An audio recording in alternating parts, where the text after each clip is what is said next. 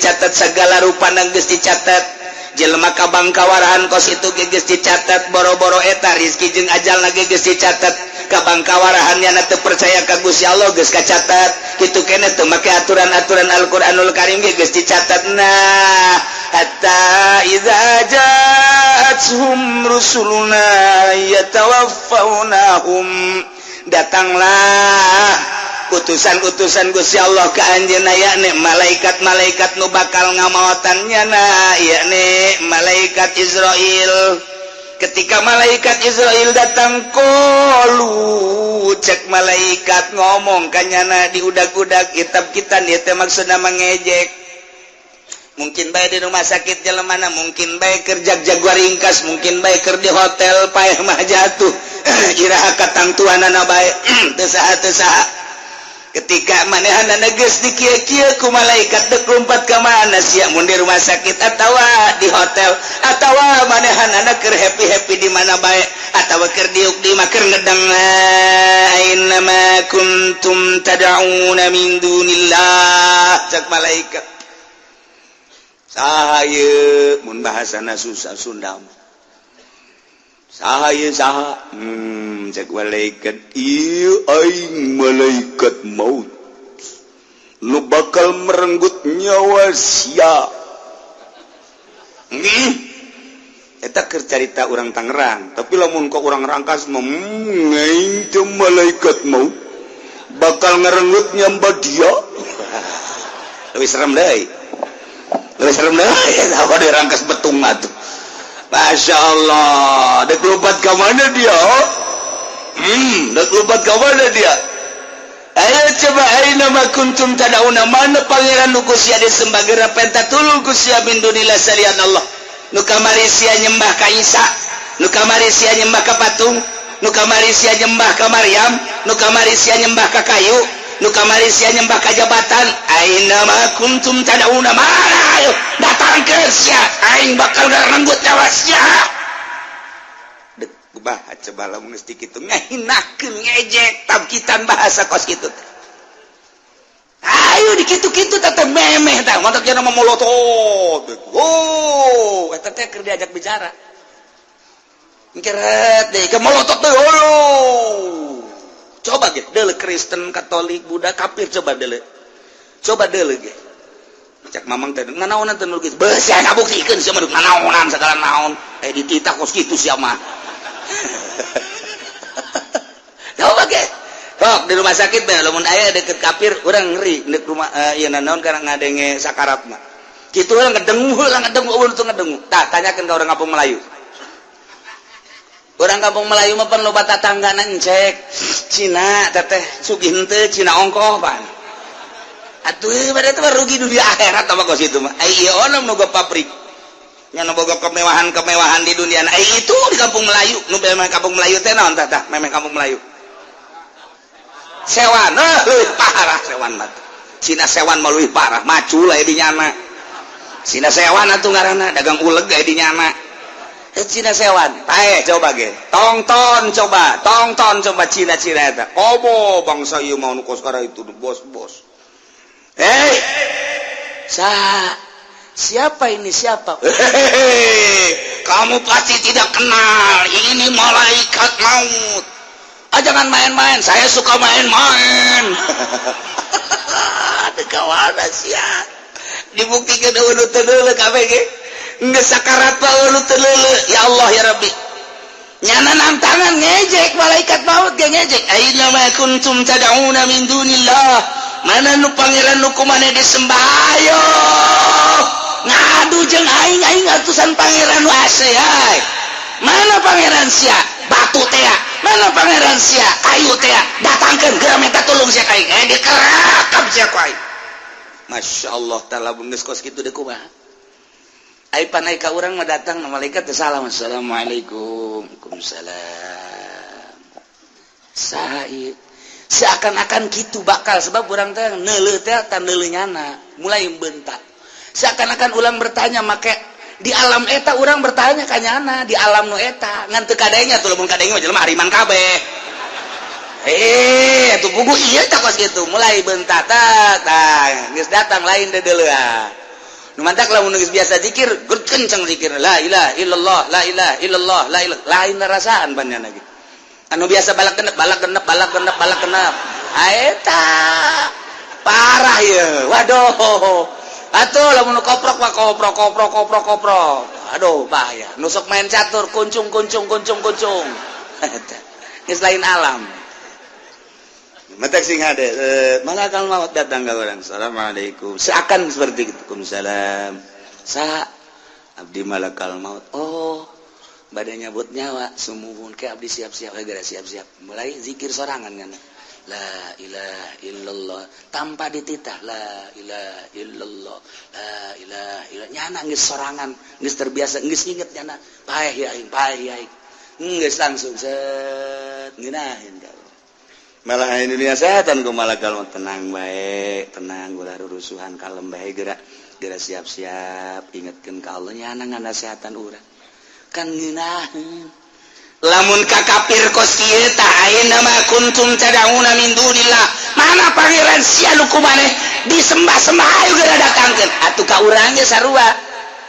ieu kan ka kafir ka urang ge Pak Haji ulah kaget Pak Haji kan kamari salat puasa santunan yatim nu kamari geus disadekeun 10 juta kan teu jadi kan Haji hook kan cek Haji sial jasa malaikat ingsiuna lain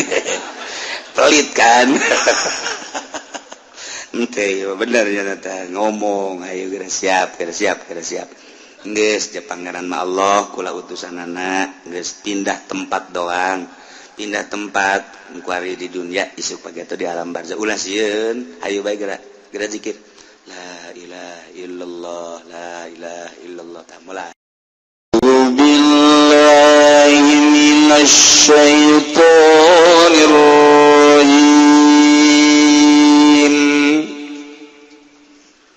bismillahirrahmanirrahim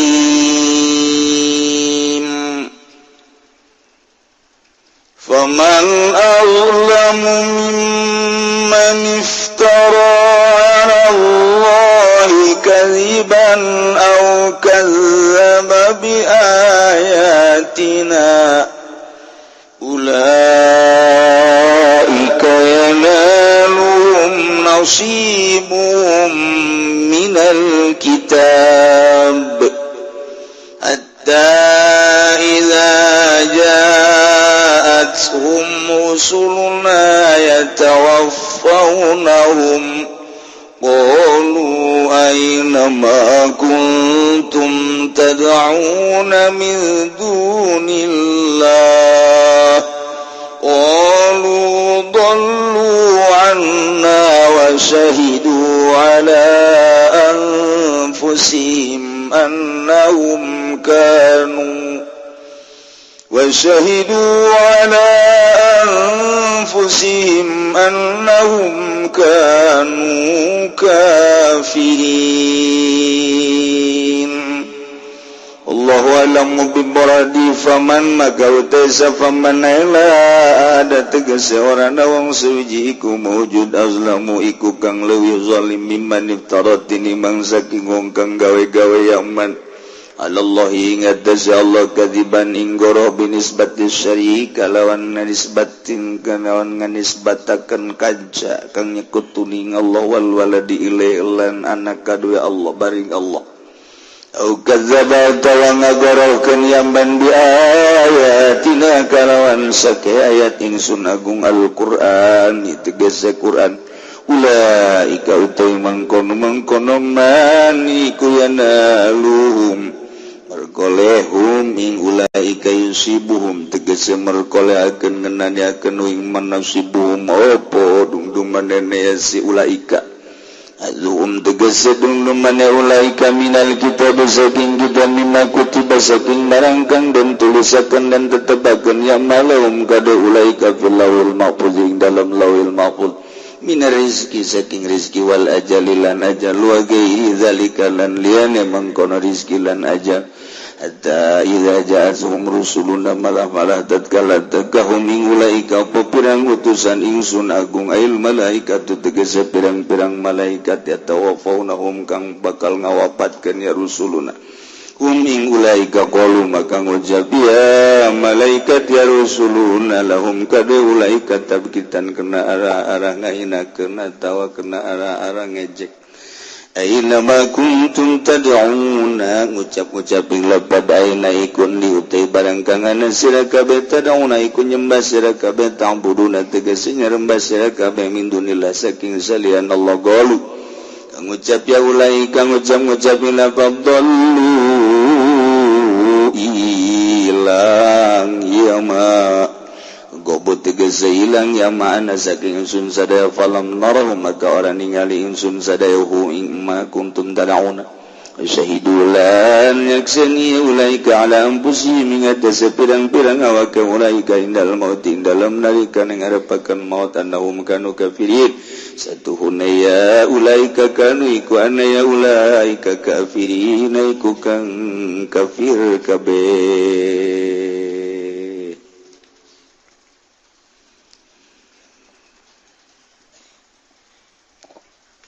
Dina ayat ieu neruskeun nu kamari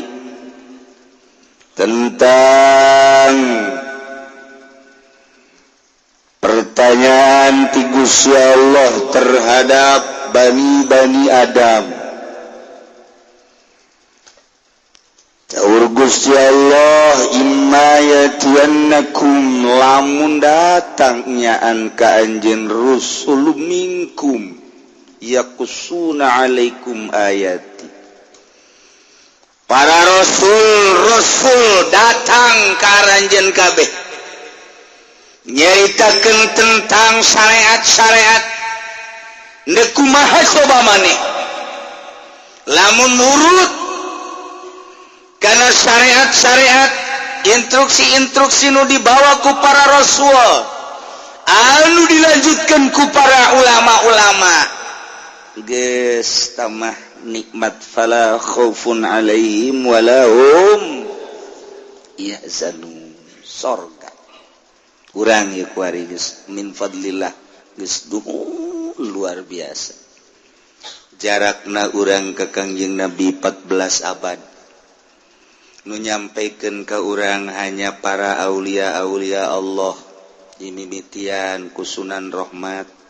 terus kabelah dia nu urang mah di Cirebon terus di Banten Syekh Maulana Hasanuddin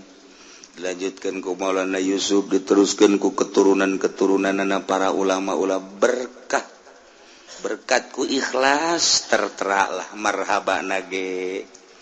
menang wali mamelekat datang ka ayeuna dan lain-lain sebagainya ialah lamun lain fadl Allah atau tetep bae wali tinggal wali cuman sebab hungkul manehanana nama urang bisa iman ka Gusti Allah iman ka Kangjeng Rasulullah Muhammad sallallahu alaihi wasallam ieu lain letik-letik sebab lain letik-letik nikmat sebab ieulah anu bakal mawa urang ka surga Allah Subhanahu wa taala. Ya urang ge kuari aya saeutik bafala khaufun alaihim walahum ya zanun kaharep khauf ngaranna teu pati sieun nu geus urang teu pati prihatin urang malamun geus keur ngalamun bae kieu ye keur ngalamun soal dunia bae heula bo bapak urang baheula mah sugih aju dijualan beak lah tu dunia ieu geus jamal kebal ge parareh ieu geus bae atuh aya kituan pan urang mah teh geus bari mah geus kaharep kudu urang arah ibadah bae komo umur geus karolot aya kituan ta urang mah teh ih maji ku ari lamun pae kumaha tu pae mah pae bae cek jana teh aja sieun teh tu sieun meusieun bae ngan lah tu deuk dikumahakeun sajan sieun ge jawab ku pae mah pae bae geus teh kumaha nu penting mah tu salamet bae eta kos ngomong kos kitu geus bagus tah sakitu ge ngaji mingguan. Ya, tapi bisa ngajawab kos gitu geus bagus eta. Ji daripada kieu mah. Ngaji kumaha teh geus kolot kieu heueuh mikiran sieun desa pae mun bisa mah emang bung pae. Coba pang SMS kan malaikat tah coba. Ulah waka datang gitu ka aing. Tentu bagus gitu Ki Haji. Tapi lamun ngomong gitu malah tuh bae sieun teu mah sieun bae tapi ja Allah mah hampura ieu. Ja aing mah salat-salat, ja puasa-puasa, tuh ja waya dagang-dagang. Atuh kumaha deui jeung alhamdulillah sakieu. Tinggal ngarep-ngarep adol Allah bae geus sakieu. Eta kos kitu kan bagus. Sieun teuing henteu, berani teuing henteu, sedeng ta kos kitu tah. Eta geus bagus tah fala khaufun alaihim walahum yahzanun. Haji kumaha lamun aya serangan ti Amerika. Lah tuh perang mati lok sorangan ieu sakieu nanti. Wah lompat-lompat kabehan. Berarti teh mundur ya. Ngaji mendek mundur tuh. Da lain atuh perang makabehan ja lain sorangan tuh sieun-sieun teh. Nah eta teh bagus tah kos kitu boga pikiran. Perang ja kabehan tilok sorangan. Lain perang sorangan mah gelut ngaranna. Teu pati sieun. Tuh kabehan paeh kabehan sakieu teh. Bagus. Teh sieun berarti. Nah, iyalah fala khaufun alaihim walahum yahzanun. Ieu neruskeun ieu walladzina kallabu biayatina wastakbaru anha ulaika ashabun nar. Jelema anu ngabohongkeun ka ayat kaula teu percaya ayatna rasul teh utusan kaula. Ente percaya karena syariat-syariat anu dibawa ku kalau buktina tuh Yahudi, buktina tuh Nasrani, buktina tuh Katolik, buktina tuh Protestan, tuh Konghucu, Buddha, Hindu, jeung agama-agama nu lain Islam. Etalah kadzabu bi ayatina wastakbaru sombongnya tidak ngantalkeun tarangna kana tanah sujud tidak lantaran memang teu iman ka Gusti Allah. Gede hulu jelema nu kos kitu teh. Iyalah ulaika ashabun mun nyawa yang calon neraka eta. Asal lu teu salat teu puasa etalah calon panggangeun Allah di neraka. Brak pamajikan urang. Aduh sia ku aing dikekepan bae tapi tilok salat. Kumaha ngomong kos kitu. Babagi bayar tuh ke di akhirat kakak atau ke sorga kula ka neraka tah mun ngomong gitu ngan mantep kan hati. Sial ya babajikan teu bisa dinasehatan. Neng, aduh ayahna tuh coba ieu mah malam Jumat ulah nonton TV maca sholawat Allah, maca sholawat kara kuari bae kakak nganasehatan jeung keur makur. Geus teu seukeut tah bongan baheulana dididikna kitu. Atuh keur ieu mah kuari mah aing geus jaho ieu, kuari mah geus jaho geus ngaji. Wayana tuh coba neng. Rada sadar. Lah ka ulah sok ngocomang bae, geus masing-masing bae. Ieu mah kieu bae ka, engke di akhirat kakak misalna ka surga jalan salat bae ka surga. Ulah ka neraka tuh ka neraka. Geus kula mah nemah bae geus. Teh tepan lamun geus kos kitu tah urang geus hese tah. Dangkal jasa tah mah teh. Deuk nyandung pan teu boga duit urang. Cara rada boga duit on dikekepan kurang-kurang ya ngekepan ahli neraka ya lalaunan we ngada seatan lalaunan ulah cepet-cepet teh sapoe dua poe ulah ajuh gegerahan ngada seatan awe mah terek pepegatan ulah awe mah cakang jeung Nabi ge awe mah tulang rusuk nu panghandap nepang bengkokna mun diantepkeun bengkok bae lamun dikieukeun kurang dilempengkeun potong lalauna di neraka sapoe sabulan satahun atau sabaraha di neraka hum fiha khalidun harapan ngadaman khalidun salilana nya nama di neraka teh masyaallah karim. Ieu jelema-jelema nu buang kawara. Biadab. Dilahirkeun nu ngalahirkeun Gusti Allah, nu ngayakeun Gusti Allah, hirup nu ngatur Gusti Allah, nu ngarizkian Gusti Allah, tapi ibadah ka batu. Teu percayaeun bahwa Allah teh pangeran buang kawara jasa teh batu. Batu kunyana dicokot, diukir nu sidakep anu sila, anu nyekal pentungan dan lain sebagainya dibagus-bagus, ditendun, diluhur, di minyak sengitan, dibuhuran, disembah-sembah, oplon teh coba cek urang mah eta batu eta mah eta keur carita zahirna walaupun nyana ge sarua lain batula tapi makna batu dibentukan seperti eta cak nyana teh ieu teh ya aya di jerona nirwana waduh lain eta lain nyana ge sarua bae urang lamun dibawa ka dinya halah geus bentuk lagi batu-batu bae geus mantang nyana mah ka mamana geus sok mau pangeran bae mau pangeran nyana mah mau berangkat jauh iya dibawa pangeran ditenden di sisi mobil kantongan pakai kantong keresek kata daek bae di pangeran di kantong keresek salah tuh ngamuk ke naonnya teh tolol ta pangeran eta Masya Allah baheula keur zaman di dieu tah di sepatan ka ditu tiapan aya naon ngaranna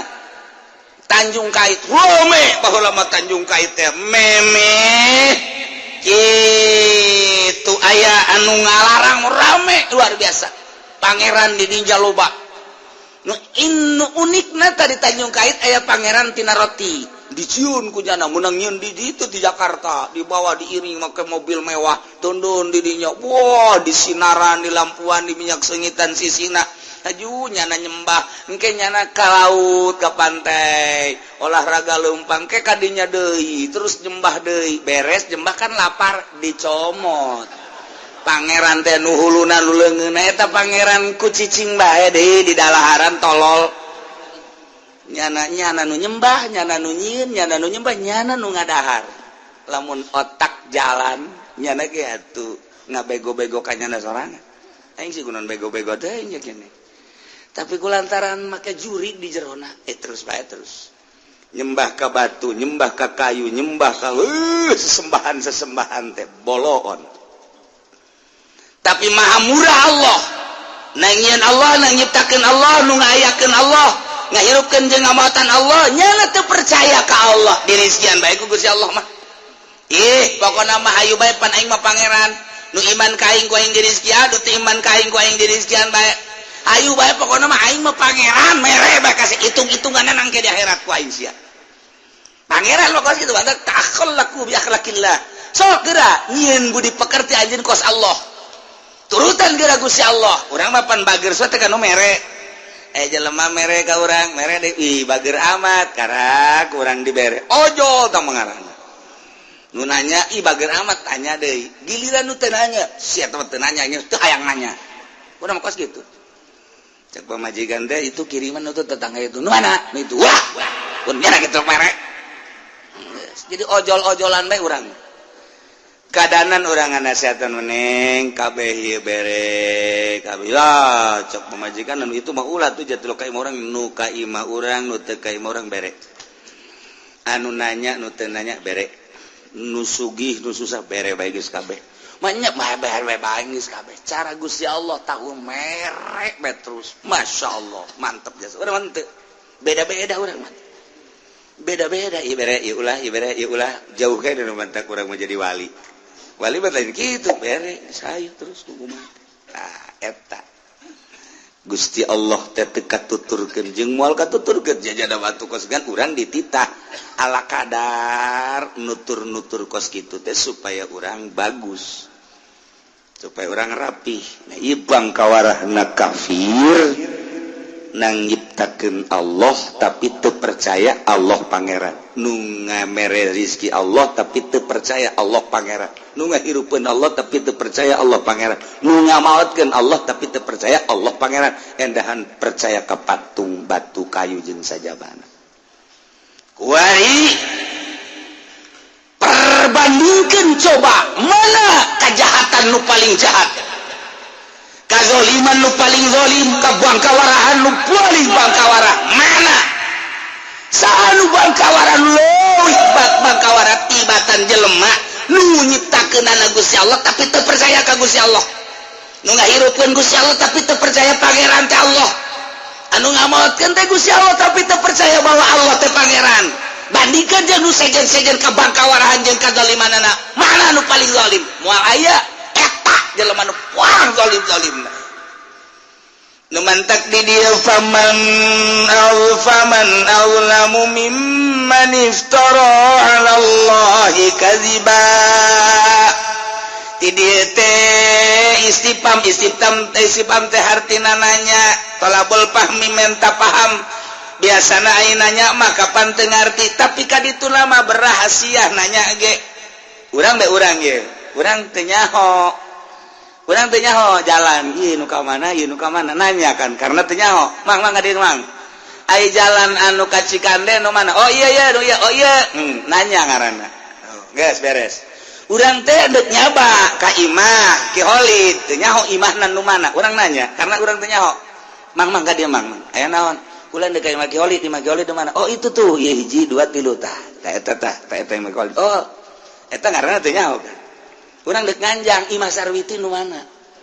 nanya kan tetap ai Sarwiti mana nu mana emang enak ulah loba omong pokoknya nu mana bae oh itu tuh hiji dua tilu opat tuh ka opat oh itu tuh geus eta ngaranna teu nyaho nanya supaya nyaho tapi pan urang lamun ka anak urang ngalain kitu pan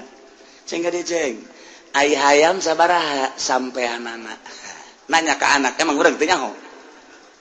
embe sabaraha embe sukuna sabaraha embe ka anak urang embe mal 5 bagus pinter aceng ai kotok sabaraha sukuna kotok mah hiji bener pinter cak indungna tuh bolon kabehan teh mah tuh eta aja tah urang tah eta aja teh beda tuh nanya nu tadi bukan urang hayang nyaho lantaran teu nyaho ieu mah nanya ge deuk mere nyaho ceng ade ceng ajeun belajar bebek sabaraha bebek sukuna bebek oh bebek mah 2 bener 2 ai embe sabaraha embe 5 4 embe mah 4 urang nanya tapi urang ngabenerkeun berarti lain teu nyaho kan urang deuk mere nyaho tuh kan kitu nanya ge beda-beda tananya ge aya deui tananya eta nanya ka budak eta nanya urang nanya padahal geus nyaho eta teh hayang apa majikan nanya ka dieu ge aya naon lamun meuli kongkorong dek itu teu masalah urang geus nyaho pasti teu masalah urang geus nyaho pasti teu masalah ilaha awewe ditanya hayang kongkorong bermasalah jauh eta geus nyaho urang ge pasti jawabanna kos kitu coba neng maningan 30 gram mah maningan 50 tuh mending 50 aing nyaho pasti jawabanna 50 bila perlu 100 atuh talian mah beung ka ieu gantung eta udah geus nyaho di jero da pasti kos kitu tapi nanya kan urang jadi pertanyaan teh kan beda-beda aya nu kieu kan digerokeun anak ceng ka dieu sakali teu nembalan ceng teu nembalan deui cek geura balik geus magrib ka dieu geus magrib geura balik nyana mah ke ulin keneh bae ulin tanu datang pan urang kana jiwir aing sabaraha kali gagerokeun sia bego geus sabaraha kali abah ngagerokeun sia teu bisa dijawab 3 bah ditampilin ku abahna aing teu perlu jawaban 3 sia ieu teu nurut ka aing geus sabaraha kali tuh ngaji teh kos kitu tah hese tah nanya-nanya keneh tapi jero maknana lain teh jero maknana urang nanya ka Kabogoh waduh geus nyaho kabeh mah rahasiana aduh bertanya urang nanya ka Kabogoh urang neng aya teh si jawaban neng dina surat nu kamari atau di SMS asana kurang jelas maksudna eta jawaban teh kumaha kok jawabanana inilah saya ciptakan melalui panah asmara eta naon maksudna Masya Allah jantung tembus jantung eta nanya sebenarnya mah geus nyaho nya lagi aduh eta mah ku indah-indahna bae geus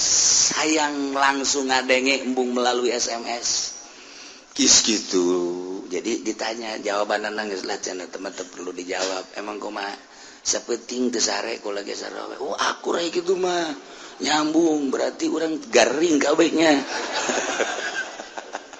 ada asmarat apa teh jadi gering heran eta mah geus kos kitu bae tah nah ieu bertanya ye faman azlamu mimman iftara 'ala Allahi kadziba mantap teu meunang kurang ngartikeun kieu faman saha nu leuwih zalim tibatan jelema anu ngabohongkeun ka Allah coba saha nu paling zalim ceblek mongkos kitu tekenna itu tah coba dulur saha nu paling zalim tah lain nanyakeun kos kitu teu perlu temantan ditafsiran lagi lah hiji-hiji acan jelema nu paling buang kawarah jeung biadab teu perlu pertanyaan teu perlu jawaban teu perlu mah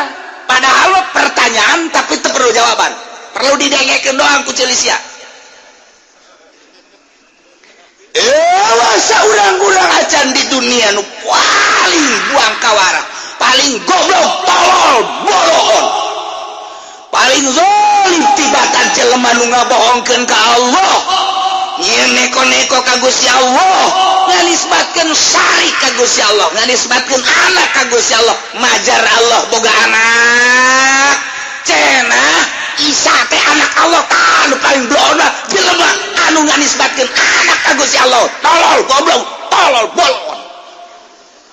eta tah ieu bahasana faman azlam moal aya jelema nu leuwih zalim tibatan eta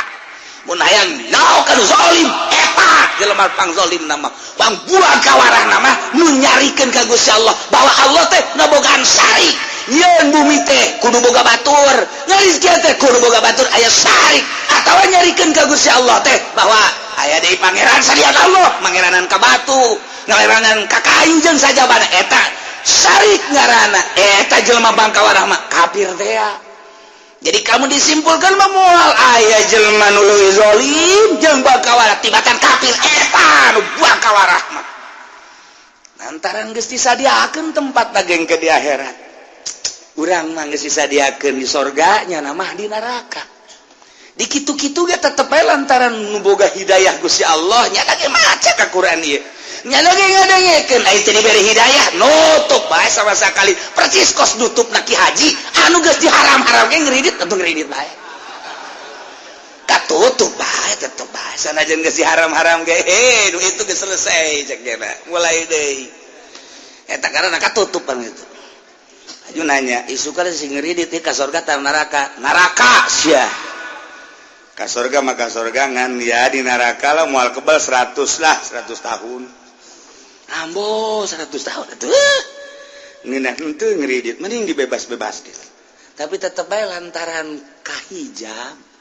ku kalazatan dunia atuh terus bae ngridit bae tah ieu mah kakarake perbah maksiat ari ieu mah kapan wah kakapiran mentek Gus Dur balalagaan-lalagaan ge sok hayang seuri aya bae tah hayang seuri na ka Gus Dur mah aya kiai boga anak 3 cek Gus Dur dina ceramahna nu hiji geus mafan perekonomianna nu hiji sarua sakolana luhur geus teu kudu diurusan ku kolot alhamdulillah malah mere ka kolot tapi nu bungsu ieu asup Kristen ceurik beta kiai teh ceurik beta eureun nu kahiji mapan nu kadua mapan tapi ieu nu katilu nya bungsu nu bekadeureuh endahan asup Kristen ceurik kapanggih ku Gus Dur Pak Kiai kenapa nangis saja mikirin saya ada yang dipikir apa yang dipikirin saya punya anak 3 terus punya anak 3 yang 2 mah selamat alhamdulillah selamat gimana sekolah sambil nyantren sekarang udah mapan yang kedua juga sekolah sekarang udah mapan juga terus apa yang ditangisi anak yang ketiga kenapa anak yang ketiga yang paling saya senangi yang paling saya sayangi sekarang masuk Kristen atau kenapa nangis Gus Dur mah kos gitu kan atau bagaimana enggak nangis yo Allah aja Allah punya anak 1 enggak nangis dia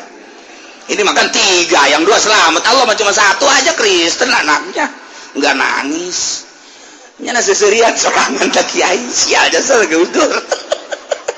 Allah mau punya anak 1 katanya tuh nggak nangis nggak apa biasa aja tungtung namanya dan dek seri salah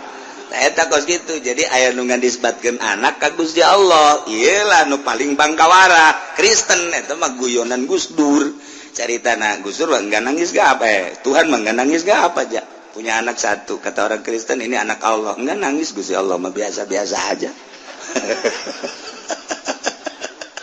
Aya bae teh Gus Dur mah. Kapanggih naon bae nya nama kapanggih naon bae jadi guyonan.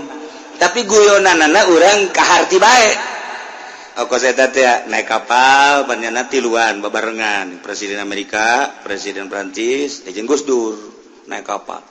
Pas nolol kan udah keluarkan Presiden Amerika. So, wah, ini negara Amerika. Emang kenapa? Wah, ini menara Amerika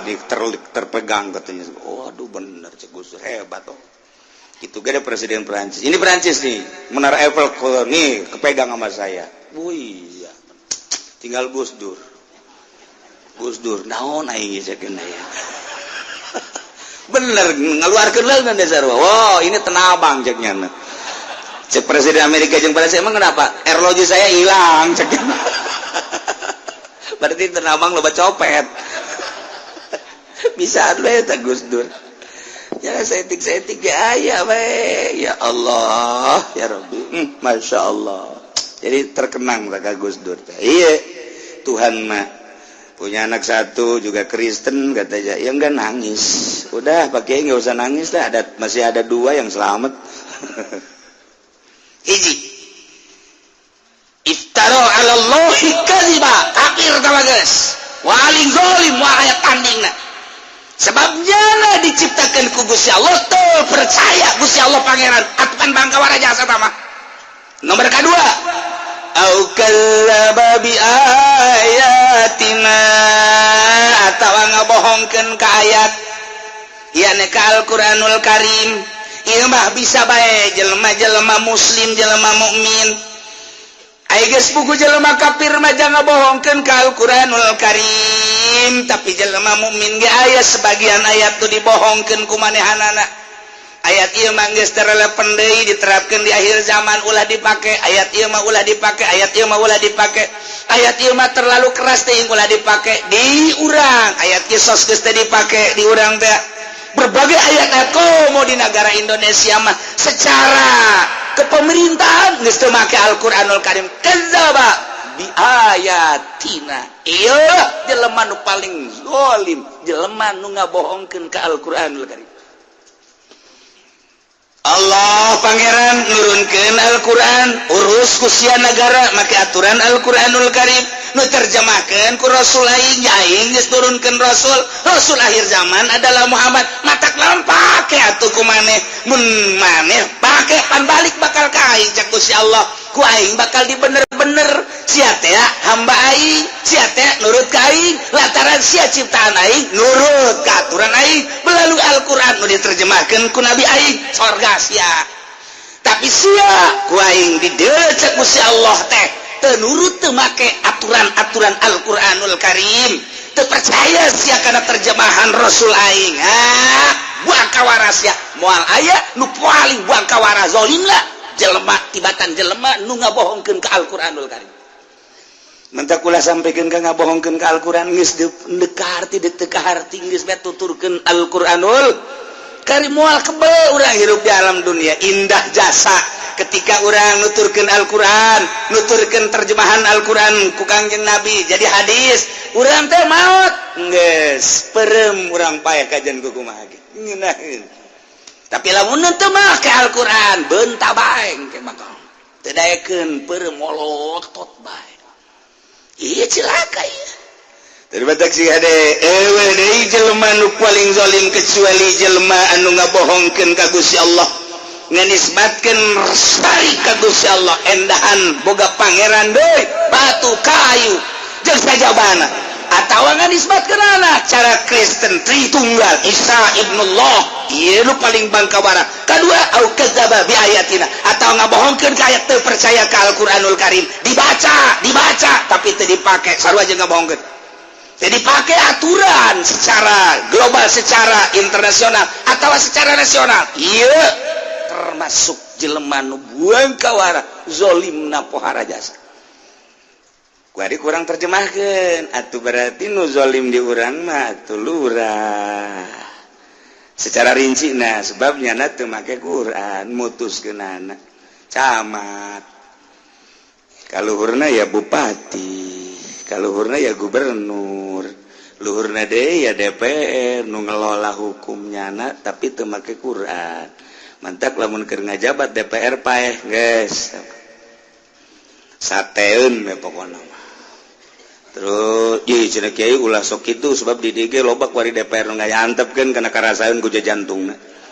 Ieu cenah ke minggu hareup teu ngaji los ngaji ka ditu kieu sia ka kiai Golkar sia sarwana ka ditu. Geus aing mah ngaji geus kieu kos kieu bae supaya salalamet kabehan. Ih, ini ka mana lumpat ya? Nya nu ka Golkar ge paeh-paeh keneh. Ih, terus bentak Pak Harto hudang deui. Apa kabare? Piye kabare? Hudang tulang Soeharto hudang. Nah, menteri ya ujung-ujungnya si eta nomor 1. Mentak si hade. Iya lah diterjemahkeun mah sebab jara kadzaba bi ayatina. Satungtungnya ngabohongkeun ka ayat, teu make ayat-ayat Al-Qur'an. Komo hakim, jaksa, pengacara. Tawa geus pahara jasa. Geus jaritakeurana lantaran nyalahgunakeun aturan Al-Qur'anul Karim. Kumaha jalma nu kitu kumaha tah? Ngabohongkeun ka Gusti Allah, ngabohongkeun ka ayat-ayat suci Al-Qur'anul Karim. Ulaika yanaluhum nasibuhum minal kitab.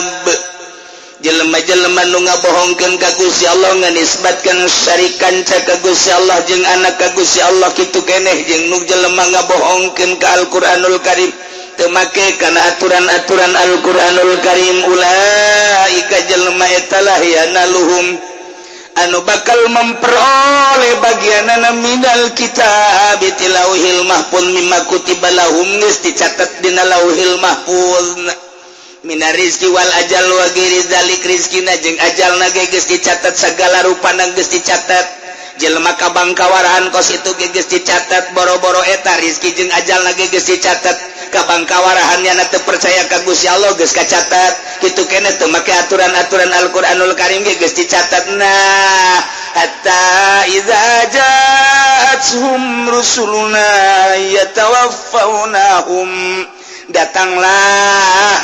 utusan-utusan Gusti Allah ka anjeunna yakni malaikat-malaikat nu bakal ngamaotannya na yakni malaikat Israil. Ketika malaikat Israel datang qalu cek malaikat ngomong kanyana di udak-udak kitab kita ieu teh maksudna mangejek. Mungkin bae di rumah sakit jelemana, mungkin bae keur jag-jaguar ringkas, mungkin bae keur di hotel paeh mah jatuh. Iraha katangtuanana bae teu saha. Ketika manehanna geus dikieu-kieu ku malaikat teu lompat ka mana sia mun di rumah sakit atawa di hotel atawa manehanna keur happy-happy di mana bae atawa keur diuk di mah keur ngedeng aina ma kuntum tad'una min dunillah cak malaikat saha ieu mun bahasana susah Sunda saha ieu saha cek malaikat ieu aing malaikat maut nu bakal merenggut nyawa sia eta keur carita urang Tangerang tapi lamun ka urang Rangkas mah aing teh malaikat maut bakal ngarenggut nyawa dia leuwih serem deui apa di Rangkas betung atuh. Masya Allah, dek lompat ke mana dia? Dek lompat ke mana dia? Ayo coba aina ma kuntum tadauna mana pangeran nu Gusti disembah geura penta tulung Gusti min dunillah salian Allah. Nu kamari sia nyembah ka Isa, nu kamari sia nyembah ka patung, nu kamari sia nyembah ka Maryam, nu kamari sia nyembah ka kayu, nu kamari sia nyembah ka jabatan. Aina ma kuntum tadauna mana? Ayo datang ke sia aing bakal ngarenggut nyawa sia. Dek kumaha coba lamun geus kitu ngahinakeun ngejek tabkitan bahasa kos kitu teh. Ayo di kitu-kitu teh memeh tah mantap cenah memolotot. Oh, eta teh keur diajak bicara. Ngeret deui ke molotot teh coba ge deuleu Kristen, Katolik, Buddha, kafir coba deuleu. Coba deuleu ge. Cak mamang teh nganaonan teh nulis beus sia ngabuktikeun sia mah nganaonan segala naon dititah kos kitu sia mah coba ge sok di rumah sakit mah lamun aya deket kafir urang ngeri dek rumah ieu naon karena ngadenge sakarat mah kitu urang ngedengu ulun tuh ngedengu tah tanyakeun ka urang kampung Melayu urang kampung Melayu mah pan loba tatanggana encek Cina teteh sugih henteu Cina ongkoh pan atuh bade teh rugi dunia akhirat apa kos itu mah ai ieu onom nu pabrik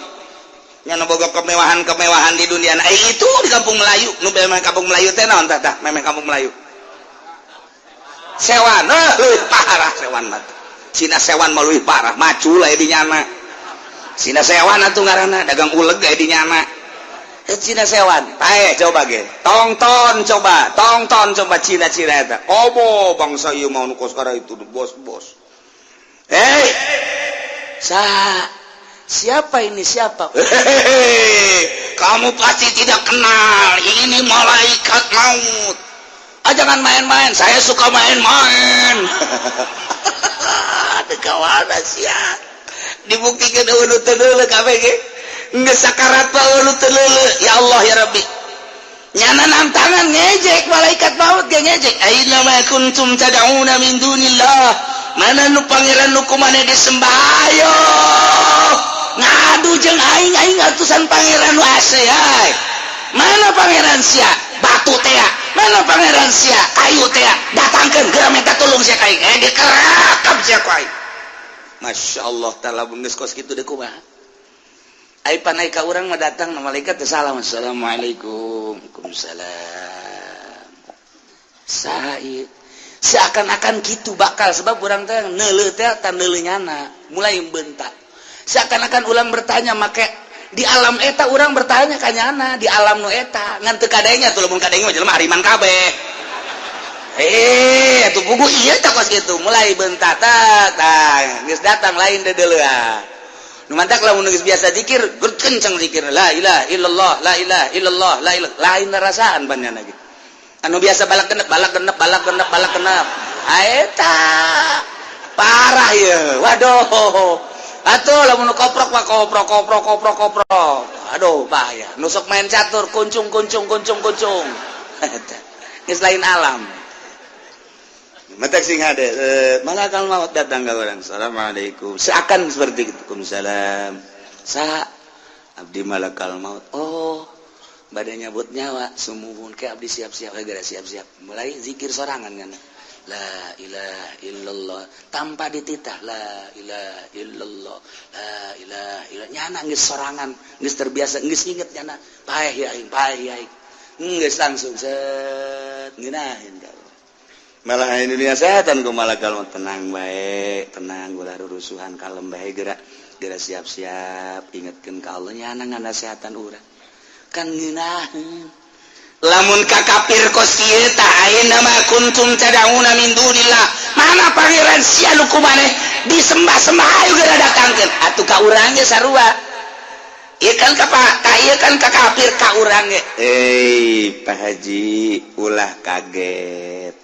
Pak Haji kan kamari salat puasa santunan yatim nu kamari geus disadiekeun 10 juta kan teu jadi kan ajo kan cek aja sial jasa malaikat nyingsiuna lain pelit kan ente bener ya nata ngomong ayo geura siap geus pangeran mah Allah kula utusanana geus pindah tempat doang pindah tempat kuari di dunia isuk pagi atau di alam barzah ulah sieun ayo bae geura zikir la ilaha illallah la ilaha illallah tah mulai set paut lamun ka kafir tah ngejek ka urang mah ngagungkeun tinggal kitu bae ieu tabkitan ngejek ka kafir koh ayeuna mah kuntum mana Tuhan wahja singgo ditanya ku malaikat ngejek atuh malaikat ge atuh bahasana ge kitu iya Tuhan coba sampaikan sini ya kok ngejekan malaikat tuh ulah gitu ke bahasa enggak gua mau ngejek aja sama lu ya Karim kumaha jawabna qalu dallu anna wa syahidu ala anfusihim kafir-kafir ge ngararomong dolu leungit malaikat teh malaeta pangeran teh gobu geus areuwana ti kaula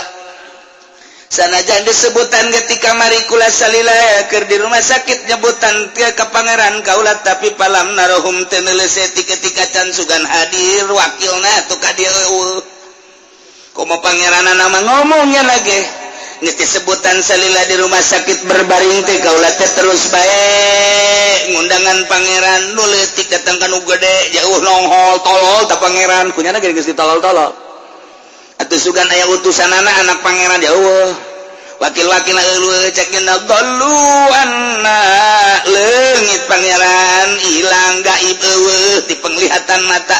dumantak sakitu disebutan ge diundang ge falam narohum kaula teu neuleuh ayo gerak undang deui cek malaikat eueuh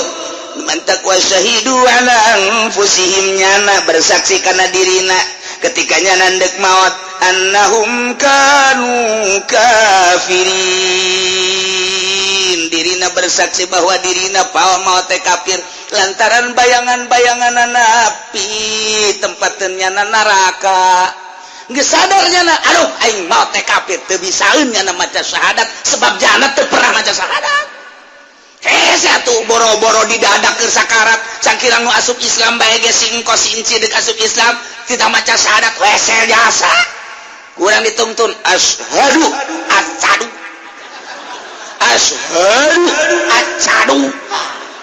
aduh sabaraha minggu ieu seletahna ku aing kudu dikerok ieu bae asana minggu hareup dikerok lain ngabisaan cadel ieu budak ieu dah coba asyhadu an la ilaha illallah asyhadu an la illallah hese geus bae dia geunan diteruskeun baheulana urang lantaran hese jasa lisan atuh komo ngadadak deuk bae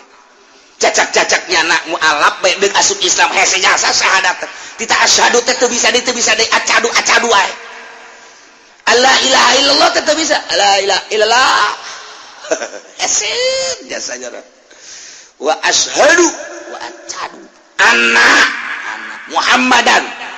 Rasulullah Rasul hese. Nah komo iya bayangan neraka geus urang mah pantang ke dibayangkeun neraka bayangkeun surga bayangkeun neraka bayangkeun surga tateng surga mata urang molotot be surga nu kadeuleu ku urang seakan-akan cek malakal maut ieulah tempat anjeun urang sedih nu mantak sedih kunaon lantaran teu sapira urang hirup di alam dunia teh ibadah luca lecek tapi bakal ditempatkeun di dinya asana ku inggis amat jeung sedih amat ibadah nu teu sabaraha bakal jadi diucar urang cicing geut isin jasa bakal nempat teh ceurik teh isin neuleuh surga cai mataan nya isin tempat bakal di dinya sedengkeun salat nu kamari luca lecek jasa jeung teu lila perasaan hirup di alam dunia ieu bayangan surga nu sakitu poharana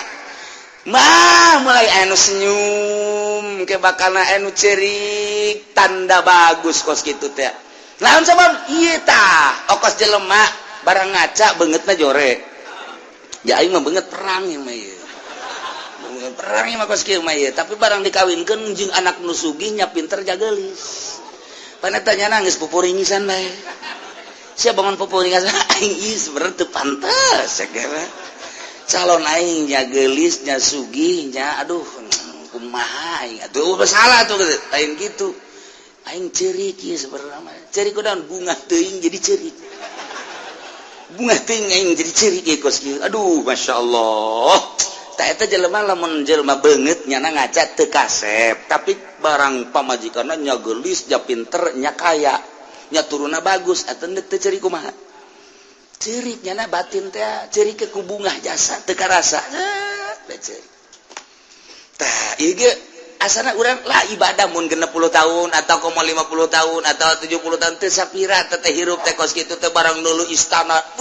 masyaallah surga geus kabayang nya lagi geus ngahanju hayang gerak ka ditu bae hayang gerak ka ditu bae mata aya senyum komo bari jeung bidadari aya aduh geus teu inget alam dunia geus teh aya gegerahan malaikat cabut cepatkeun maduh masyaallah geus poho ka inopat seperti inopat wah di surga emang kumaha di surga teh yatazawaruna pada zararah dipertanyakan kumaha orang di surga namun orang hayang ka babaturan bisa tah henteu bisa urang keur cicing di surga ingat ka babaturan urang ieu kursi teh datang hiber sorangan teh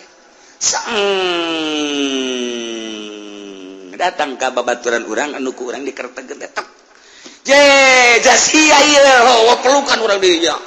waduh jeung babaturan di pondok teh waduh keplok alhamdulillah aing teu karti sia bisa ka surga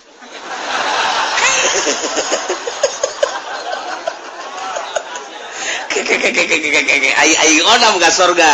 ja aing mah jelema bageng ya eta di surga teh kos kitu bener tadi mah lain lalagan eta aya bahasa kos kitu tah jadi ku bunga-bunga nanya na teh silih tanya ke aing nanya ka sia jasia mah potongan ka surga emang kunaon gitu atupan sendal aing beak ku sia rokok aing asal leungit ku sia tapi sia ieu bisa ka surga kumaha tah aing ge sabenerna mah leutik hate tadi nama ngan sia barang dipalingan ku aing teh sia mah pan ridho bae heuh emang aing ridho tak ku ridho sia aing maling teh kanu sia ja aing ganu sejen mah lain mu aing maling eta mah lain maling aing mah kufaul lima ridho uka weuh ku sebab aing nyaho jasa ridho sia mah teh dicokotan ge sia mah ridho bae atuh heuh emang tah ku ridho sia eta lah aing asup ka surga aing ge teu ngarti sia bisa asup ka surga kunaon dia cek nyana deui nanya pan sia mah bager ge semu doang gitu tapi bisa ka surga tah silih tanya di dinya tuh biasa berame di surga alhamdulillah ieu urang bisa ka surga kitu sangkanya ai babaturan urang nu si anu teh di mana nu mana si Jepri teh naonnya nyana ka surga apa henteu ieu udang deui ieu bareng kursi datang Udin sia ieu aduh pelukan deui jadi eta kos karar itu di surga teh eta geus kanyahoan sia ieu di jalan naon kula mah gang peking gang peking mah di surga gang peking segala gang perukutu teutik amat tah mah puri aya kos kitu mah di surga mah atuh saablag-ablag masyaallah teh ieu ku bunga-bungana masyaallah ngadaklah urang mah geus bae maning ditinggalkeun permaksiatan deuleu itu bae heulanan dulu itu baik bidadari 70 geus menunggu urang Haji Soleh sini Haji Pendi sono aduh geus dikitu-kitu ya Karim masyaallah geus di dunia urang poho-pohokeun urang bersihan ibadah nu sesuaikeun jeung syariat kemudian atuh ayeuna mah permaksiatan stop urang ulah loba ting nonton TV malam-malam geus di stop bae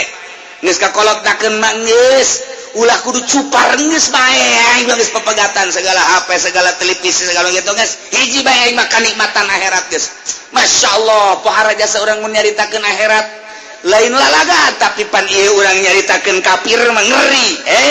cek malakal maut aina ma kuntum tad'una min dunillah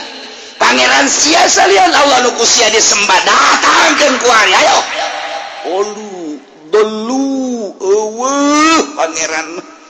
palam narahum kaula geus teu deuleu wa syahidu ala anfusihim nyana bersaksi atas dirina annahum kanu kafirin bahwa nyana maut kafir nu tadi teh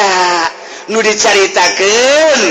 ulaika ashabun nari hum fiha khalidun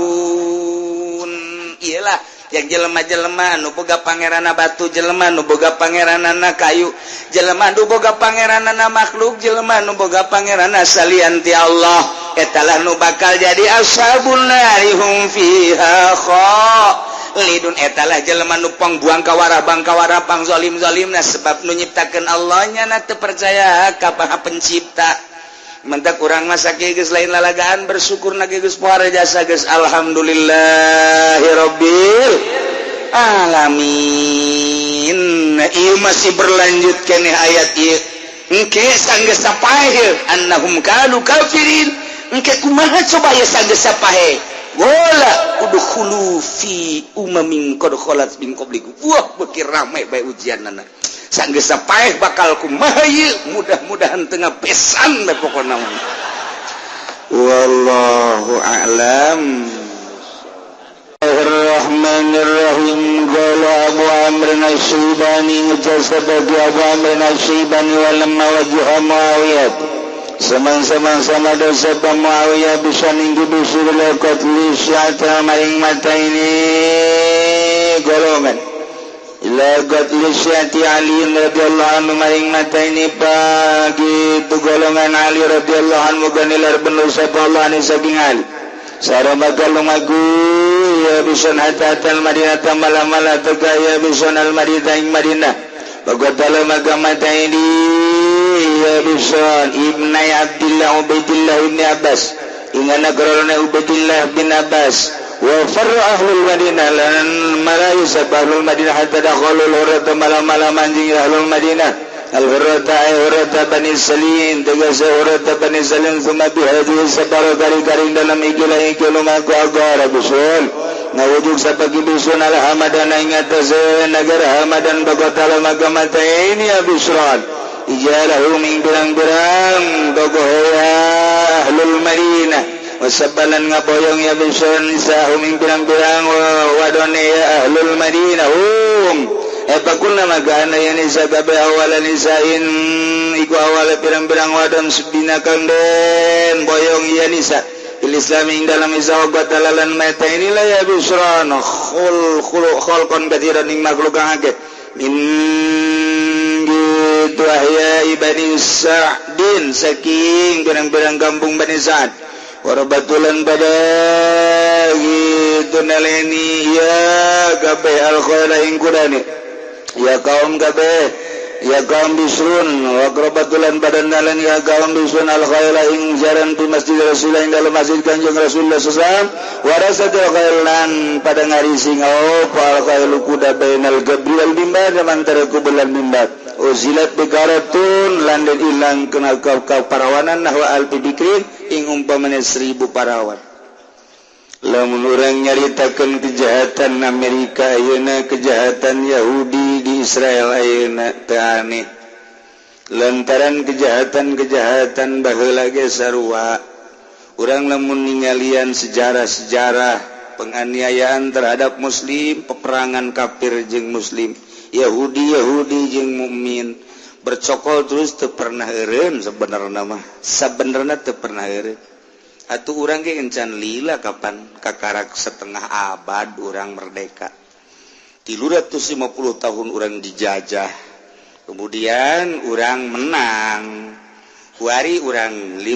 sekian tahun urang merdeka hampir kuari urang dek dijajah deui secara fisik secara politik secara ekonomi mah geus urang dijajah kuari teh urang geus menang orang nyaritakeun politik kafir Amerika kuari dikuasai orang ku Amerika kajen ku mantak aya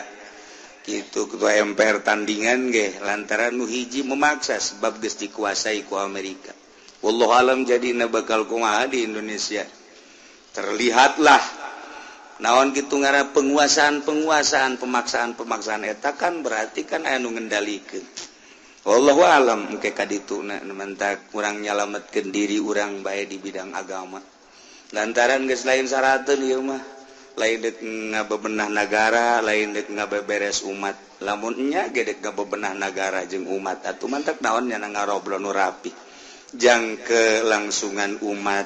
jang keselarasan bangsa jang kangeunahan negara atuh mantak naon nya nyana atuh. Tetapi kan memaksakan diri pemaksaan eta lah berarti boga maksud tertentu buat diri-dirina jeung buat atasan-atasanana. Mantak geus bae urang mah maningan ge kuari mah ngabeberes diri urang komo nu geus kolot masing ade. Lantaran sa lengkaheun deui bakal nyaba ka negeri alam barzah siga ade. Ulah bobolokot ku dosa urang. Batur nu main, batur nu untung, urang anu riweuh, urang nu salah Pak. Nyana mah bener di dunia boga kauntungan nu pohara urang sebagai pengikutna rugi amat rugi salilana ja diteken nya mikiran nya geus bae bebaskeun geus bae urang mah ibadah ka Gusti Allah Subhanahu wa taala naik keur carita perang nyaritakeun pembunuhan tentang Karbala Sayyidina Husain terus ka belah dieuna pengikut Sayyidina Ali terus didesek ku Muawiyah Qala Abu Amrin Asy-Syaibani walamma wajjaha Muawiyah barang madab Muawiyah bison kaki bisin laqati syiati aliin supaya ngabunuh pengikut-pengikut Sayyidina Ali. Saro mentak aya syiati aliin syiah ta syiah ieu adalah Ali. Mentak kuari ge taksirna Ali teh rombongan Syiah mah kasihna Ali anti Abu Bakar ngan eta salahna anti Abu Bakar Umar Utsman. Nya nama hiji be Ali golongan Ali sebab saat eta kan Sayyidina Ali anu memimpin. Mentak Syiati Ali teh golongan Ali. Kuari mah jadi organisasi Syiah kabagilah tilu Syiah teh. Ngan atuh nu teu elektrik bae geus kabeh ge Syiah teh nu kuari datang ka Indonesia anu ngabiayaan Indonesia supaya Syiah loba supaya Wahabi loba maksudna naon maksudna diadukeun Sunni terlalu kuat di Indonesia ngeuweuhkeunana sulit maka dicampur adukeun heula carana nurunkeun Syiah dibawa orang Indonesia ke Iran atau dibiayaan di dieu anta kuari geus loba Syiah Jawa Timur saya majelis taklim Syiah Jakarta geus aya kan otomatis kena ngadu gitu kene Wahabi utusan di Saudi Arabia dibiayaan ditekan ku Saudi Arabia supaya dijadikan Wahabi sebab Wahabi eta adalah ciptaan Yahudi baheulana Sunnina kuat Arab teu bisa teu berdaya kan sunaon Amerika ketika di kudeta di Wahabikeun ayeuna kuari kan geus ongkang-ongkang Amerika Indonesia termasuk kuat maka wari keur dipupuk supaya jadi Syiah kemudian supaya jadi Wahabi sebab Indonesia diwahabikeun melalui Muhammadiyah teu berhasil melalui kitu Persib teu berhasil nah eta teu berhasil jada da aku aya rasa kitu terus kuari dipupuk kembali Amerika presidenna ge geus buatan nyana.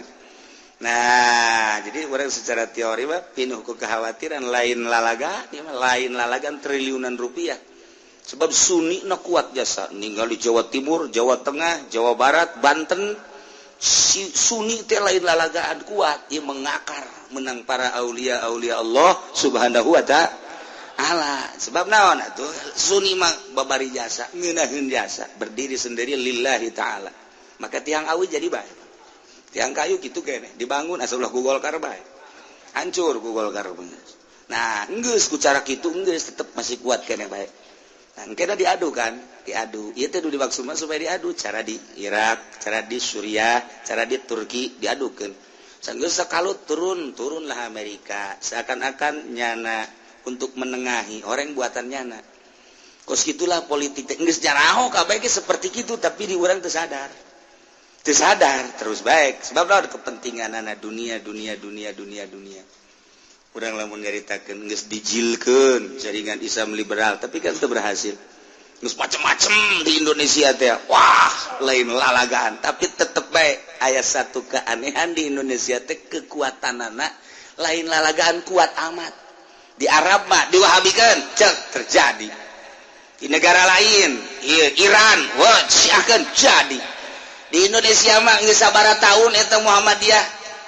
yang mulus nama cuma 5 tahun kadina mah bercokol terus teu berhasil persis gitu kene dan lain-lain sebagainya masih kene eksis Sunni di Indonesia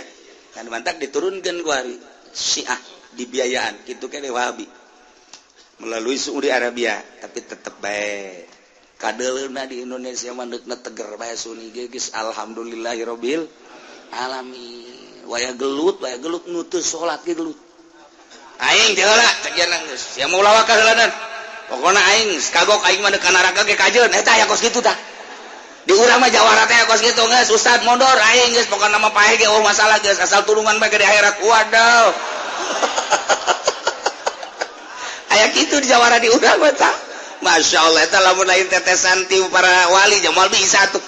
jawara tiba lagi maihan kiai di mana ge jawara teh maihan kiai di luar negeri mah di Indonesia mah talu ka kiai talu kula geus sababaraha jengkeng gede bae ngobrol paling takut saya sama kiai emang kenapa saya kan ditembak juga enggak mempan ini ilmunya dari kiai padahal mah kiai mah ditembak atuh paham mempan ya kiai mah mere doang nya tiluk ngawirid pan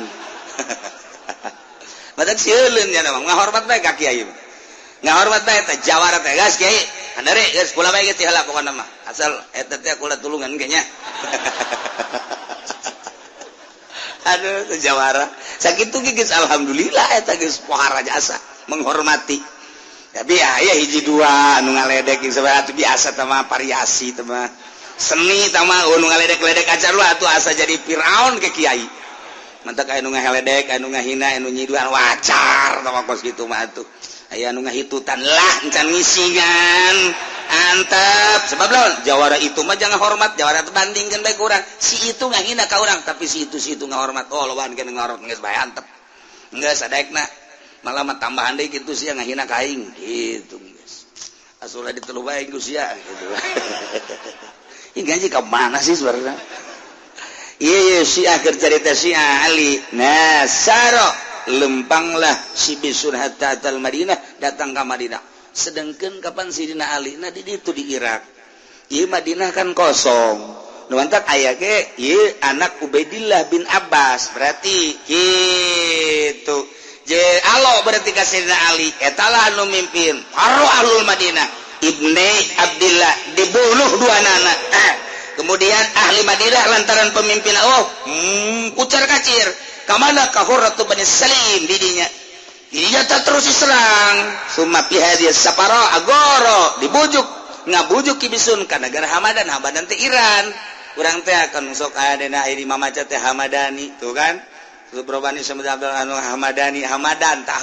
teh eta teh di Iran baheula mah Iran Irak ngahiji teh nya negara teh Iran jeung Irak teh ngahiji Persia nah kabelah dieu naon ngaranna perebutan kekuasaan dibelah lah jadi Irak tadi ya jadi Iran nah tadinya makan ngahiji Persia tak kuari dibelah ya Iran kade ya Irak Hamadan teh asupna ka Irak okos Al-Jailan teh hampir perbatasan Irak mentak Abdul Qadir Al-Jailani dibawa bae sebab eta mah Iran tapi maotna di Irak mentak Al-Jailani dibawa bae beusi pajar urang Baghdad lain Abdul Qadir Al-Jailani urang Jilan ieu ge Hamadan teh Iran nah ieu dibilukeun ka Iran Syiah didinya lah pakotala maehan rijaluhum lalaki-lalaki na boyongan naon ahli Madinah teh di Hamadan dibunuh awena diboyong mantak awe eta lah awala nizain semina awe anu pertama diboyong di Islam eta kemudian makhluk-makhluk nu lain dibunuh min ahyai badi Sa'ad robatu ditalian kuda-kudana asup jana ka Madinah lantaran Madinah geus kosong jadinya ke Masjid Rasul teh ke Masjid Kangjeng Rasul Kangjeng Rasul teh pupus di zaman Muawiyah di Masjidnya Ali ka dieu mah jadi ieu makom ieu mimbar kuda ditalian didinya ngararising didinya penghinaan raudhah nu kuari kurang diperebutkeun teh hewan-hewan didinya ngararising dan lain sebagainya penghinaan terhadap cucu-cucu Kangjeng Nabi urang Kangjeng Nabi Muhammad sallallahu alaihi wasallam rasatil khayal bainal gabri wal mimbar wa uzilat bikarah awewe dirinya teh dizinahan nahwa al bibikrin leuwih ti 1000 wanita dizina ieu keur carita kos kituna jadi urang kuari neuleuh Palestina neuleuh Suriah neuleuh Mesir neuleuh Turki terus baik lantaran ieu Yahudi teh dendam terhadap pengusiran Kangjeng Nabi wak berarti diusir eta Kangjeng Nabi mah endek musyawarah supaya hidup damai tapi ternyata nyana embung mengikuti aturan Kangjeng Rasul iya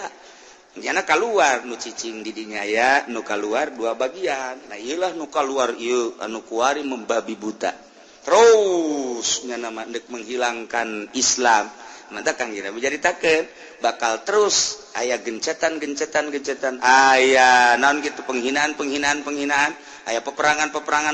ke eureun ke peperangan timbulan ke Mahdi di akhir